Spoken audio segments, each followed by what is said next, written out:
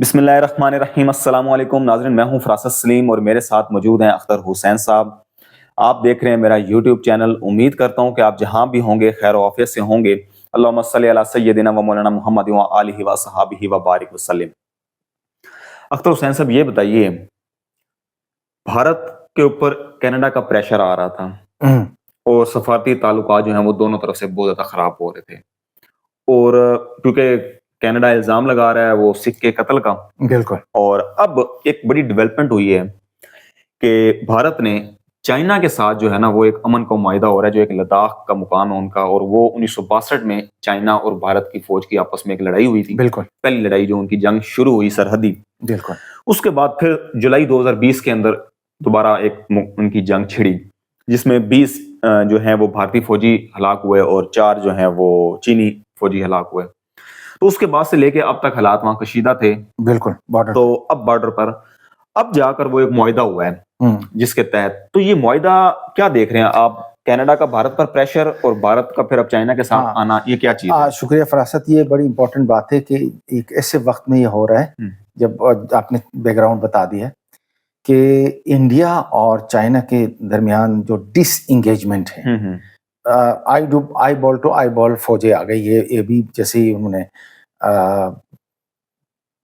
ये लद्दाख पे जो गलवान वैली का वाक़या हुआ था 2020 में, और उसके बाद फिर ये है कि ये फिर उन्होंने एक दूसरे को मतलब कहते हैं ना थ्रेट्स देना शुरू कर दिया। चाइना तो बाकायदा रियल वेपन्स के साथ उन्होंने एक्सरसाइजेस भी किया वहां पे। तो ये सिलसिला चलता रहा। बैकग्राउंड में ये उन्होंने कुछ इनके राउंड्स भी हुए बहुत सारे, मतलब वो मुज़ाकरात तो इनके होते रहे और उनके नतीजे में आके अब इस नतीजे पर पहुंचे हैं कि इन्होंने एक पीसफुल। लेकिन आज के दिन जब ये खबर आई और इसको मिनिस्ट्री ऑफ फॉरेन अफेयर्स ने भी इसको कंफर्म कर दिया, इंडिया ने, कि हमने चाइना के साथ डिसएंगेज कर दिया, हम उसी पोजीशन पे चले गए जहां 2020 से पहले थे हम। अब इसको थोड़ा सा बैकग्राउंड बताते हैं ताकि हमारे जो व्यूअर्स है समझ आ जाए कि असल इशू है क्या। बेसिकली जो ये बॉर्डर डिस्प्यूट है, बदकिस्मती से ये ब्रिटिश कॉलोनियलिज्म की लेगेसी है। जैसे पाकिस्तान और इंडिया है जो डिस्प्यूट है, ये उसी की लेगेसी है। अच्छा। सिमिलरली इंडिया और चाइना के साथ जो बॉर्डर डिस्प्यूट है वो भी क्योंकि ब्रिटिश राज के अंडर हैं, तो ये उसी की लेगेसी है। जहां भी गए उन्होंने कोई ना कोई ऐसी मतलब अनफिनिश्ड काम करके वो निकल गए, उसके बाद वो एक दूसरे के खून के प्यासे हो गए। बिल्कुल। तो ये काफी इसकी हिस्ट्री तो लंबी है 1914 से, लेकिन अगर हम उसको और फास्ट फॉरवर्ड लेके 1962 पे आ जाए तो छोटी मोटी स्क्रिमिशेस होती रही। पाकिस्तान का जो कश्मीर का इशू है, और फिर पाकिस्तान ने चाइना के साथ 1962 में बाउंड्री एग्रीमेंट साइन किया। ठीक है। 64 में जाके पूरा उन्हें ओके कर दिया। भुट्टो साहब जो है वो फॉरेन मिनिस्टर थे, तो 62 में शुरू और 64 में बाउंड्री एग्रीमेंट साइन। और उसके बाद पाकिस्तान का जो एक वैली है शेक्सगम वैली, अच्छा, वो स्काई चीन की तरफ है, जो जहां पे इंडिया उसको क्लेम करता है कि वो लद्दाख की साइड पे, वो हमारे हिस्से में। तो अब ये लेकिन क्योंकि डिस्प्यूट है, वो कहते हैं ये हमारा गिलगित बल्तिस्तान हमारा है, तो कश्मीर वही है एग्जैक्टली। तो अब इनको ये बड़ी मतलब उनको बहुत दुख हुआ कि यार पाकिस्तान ने चाइना के साथ एग्रीमेंट साइन कर दिया और जीरो कर दिया बॉर्डर। ये पाकिस्तान की खुशकिस्मती है कि पाकिस्तान कि ये वाहिद बॉर्डर है जहाँ पे कोई एक संतरी भी खड़ा नहीं है, मतलब कुछ भी नहीं वहाँ पे कोई, बिल्कुल चाइना ने किसी किस्म का पूरा अमन, बिल्कुल। वो ऐसे नहीं कहते कि चाइना पाकिस्तान एग्जैक्टली। अब ये चीज इंडिया को हजम नहीं हुई, क्योंकि हमने वो कहता है ये मेरा इलाका, आपने कैसे शेक्सगम वैली को आपने इंडिया के अपना चाइना के हवाले कर दिया। तो 62 में फिर क्या हुआ कि वो छोटी मोटी स्क्रिमिशेस होती रही और 62 में बाकायदा उनकी जंग छिड़ गई और वो उठा बड़ी जंग थी। और उसके बाद उन्होंने आस्काई चीन उठा लिया वहां से और इनको धकेल के यहाँ लाया और बड़ी मार पड़ी इंडिया को, बहुत खतरनाक, मतलब बहुत बुरी तरह से। नहीं, अब 2 जुलाई 2020 के अंदर भी जब ये एक्सरसाइज की और उन्होंने बड़े एग्जैक्टली लेकिन ये था कि 75 उसके बाद फिर उनके एग्रीमेंट्स हुए और 75 तक एग्रीमेंट जो हुआ था लाइन ऑफ एक्चुअल कंट्रोल, जैसे हमारे लाइन ऑफ कंट्रोल है, उनका लाइन ऑफ एक्चुअल कंट्रोल है 90, वो भी 1962 में नेहरू और ज़ोउ एनलाई के बीच हुआ था।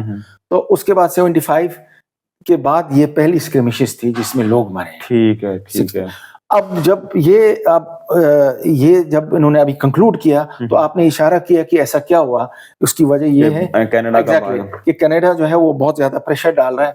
अब इंडिया ने कहा कि इंडिया ने एक पत्ता खेल दिया, ठीक है आप मुझ पे अटैक कर रहे हैं, ठीक है जो आपके सबसे बड़े एनिवर्सरी है मैं उसके साथ जाके हाथ मिला, वो चाइना है एग्जैक्टली का। तो और इसमें ब्रिक्स का भी है, जैसे ब्रिक्स में नरेंद्र मोदी ये बड़ा इंपॉर्टेंट पॉइंट है कि और वहाँ चाइना के प्रेसिडेंट आज से हफ्ता पहले, तकरीबन 10 दिन पहले, अजीत डोभाल जो है उनके नेशनल सिक्योरिटी एडवाइजर है अपना मोदी के, उन्होंने जाके मॉस्को के अंदर चाइना के जो नेशनल सिक्योरिटी एडवाइजर उधर आए थे और उन्होंने पुतिन से भी मुलाकात की, सदर पुतिन से।